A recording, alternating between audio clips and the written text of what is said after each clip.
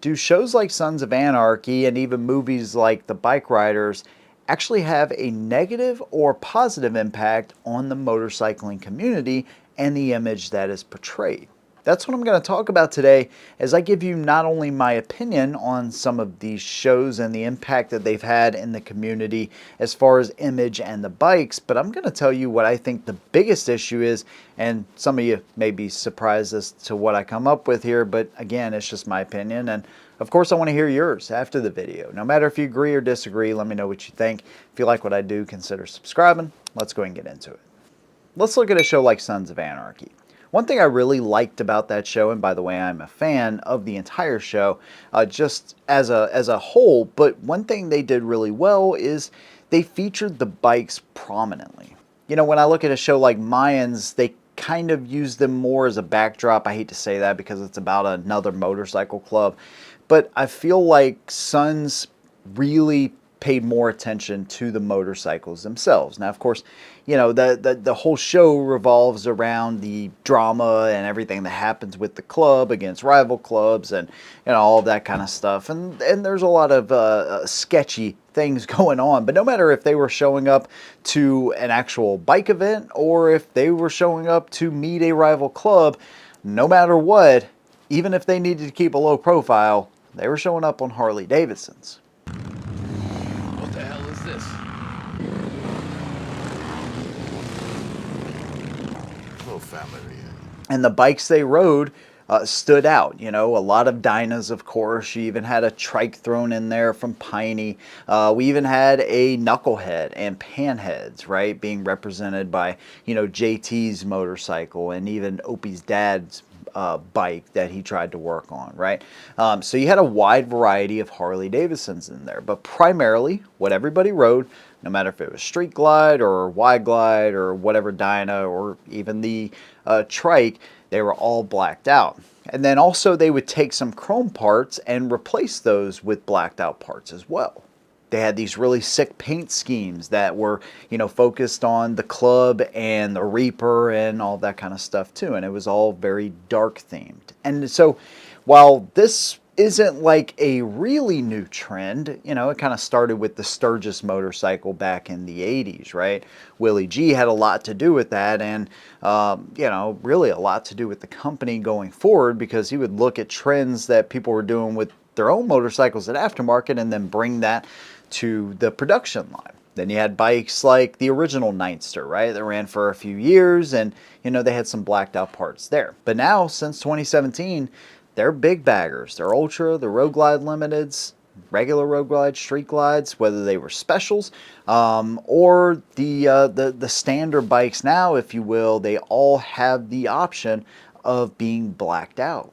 And blacked out actually costs you more than chrome now. So I think the show specifically was probably one of the keys to help, you know, kind of launch blacked out motorcycles. Even though it happened years after, you know, the show actually ended, still, I think it probably helped, you know, not only to you know, blacked out motorcycles, but also to like West Coast styling. And I'm sure it contributed to some of the rage that was portrayed by people when they went from the Dyna platform to the Softails in 2018. You even have things like the new light turn signal combos that they use, and I want to say this came around in like season 5 maybe, where they started putting them on basically all the motorcycles. So this is like a really clever way to show off a new accessory through Harley, right? And that to me was a smart decision. You know, for Harley Davidson to be involved with the show at all, I think was a smart decision. But to portray them so prominently, I think that was an even better decision, especially with a super popular show. You know, as the community grows here, one thing that I found increasingly harder to do is the ability to be able to answer questions from y'all. I get a lot of questions, whether that's you wanting me to reach out to a company and ask them a certain question, or maybe trying to answer a question about your own motorcycle, or you're trying to give me video ideas or suggestions or anything like that. I'm bouncing in between Instagram, Facebook, YouTube, email, all of this kind of stuff. And so in order to not only connect better with y'all, but to also be able to connect on my side, whether that's about giveaways, whether that's about future video ideas, early access, discount codes, all of that kind of stuff, I have now put it all in one place. So not only will that allow you to send messages to me if you want to ask me questions, which we can then build upon and maybe do a separate video just for communities there. If you want to give me video ideas, if you want early access to both channels and the videos that are already there, they're already posted up, you have access to that as well. If you want to message me about your own motorcycle, if you want me to reach out to companies you know I work with about, I don't know, questions or maybe issues you have with your bikes, any number of things. I get these questions quite a bit. If it's discount codes or even specialized discount codes, which are coming there as well. If it's announcements, if it's giveaways, there's things you want to definitely be in the know about coming very soon. I can assure you of that because we have something really cool going on behind the scenes. Can't say too much about it now, but I promise you, you will want to be informed with that. If somebody wins something, I want to be able to just go on there, look at the member, send them a message, boom. And there you go. You get notifications about it anytime I post something.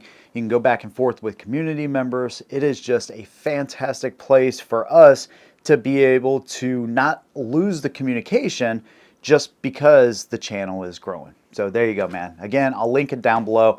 It is free for any member that wants to join right now for the first 30 days.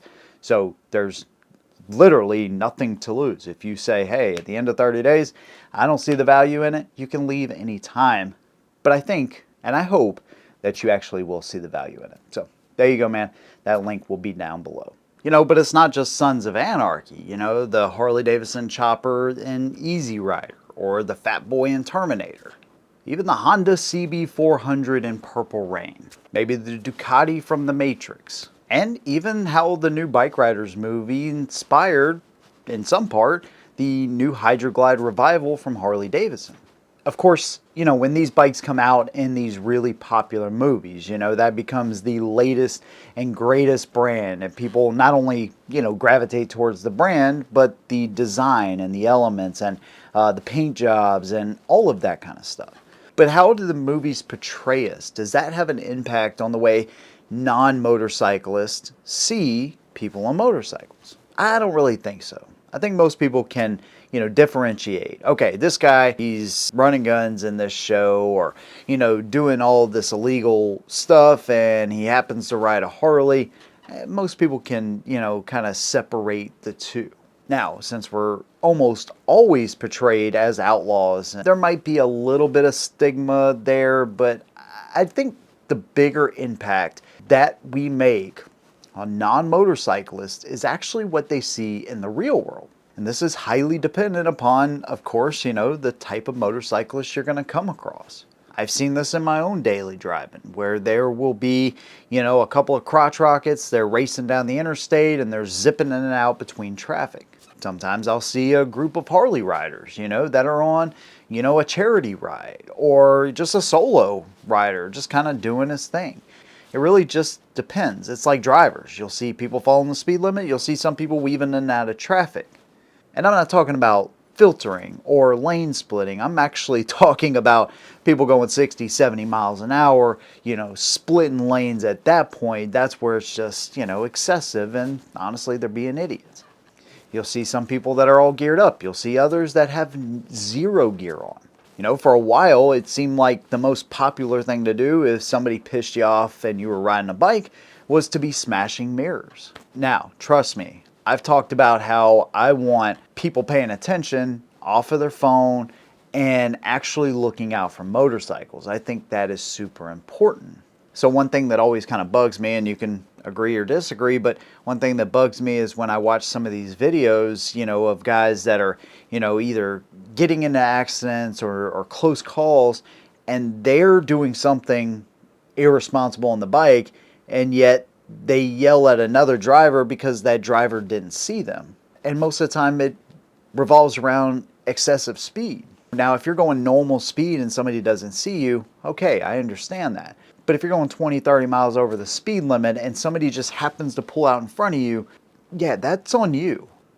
Sorry, man. I don't want to see anybody get hurt, but, they're posting these videos, and if I watch them, I'm going to be critical of the mistakes that they're making in the video. If you want riders to look out for you, you got to be responsible enough to at least be following the rules of the road, right? I'm not telling you, you got to go the speed limit and you can never go over the speed limit whatsoever. I'm not telling you that you can't have fun on your motorcycle. What I'm saying is there's certain things that you shouldn't be doing in traffic. And I think that this has more of an impact than any show, any movie that's ever been made, as far as us being looked at in a negative light. Just like a lot of things, I think that we have to take responsibility as motorcyclists and make sure that we're following the rules of the road and educating drivers on seeing us, in the most polite way you can. If somebody pulls out in front of you, sometimes it is a good thing. Go up, get their attention. Hey, I just want to let you know, you almost ended me right there, right? Please look out for motorcycles. Boom, that has an impact. I think that the way we interact when there's a close call, I think that the way we ride on a daily basis has more of an impact there. I think the shows and movies actually do a fantastic job for these companies, and I don't need to tell Harley Davidson, any of this stuff, because I'm sure they know that, right? How many motorcycles, whether it's a Fat Boy or Dyna's, whatever, if they're used in a movie where young people are shown and it's obviously, kind of the cool thing to do, or a cool concept, cool bike, or a mixture of everything, it really most definitely helps their sales no matter what they're actually doing in the shows or the movies. So there you go.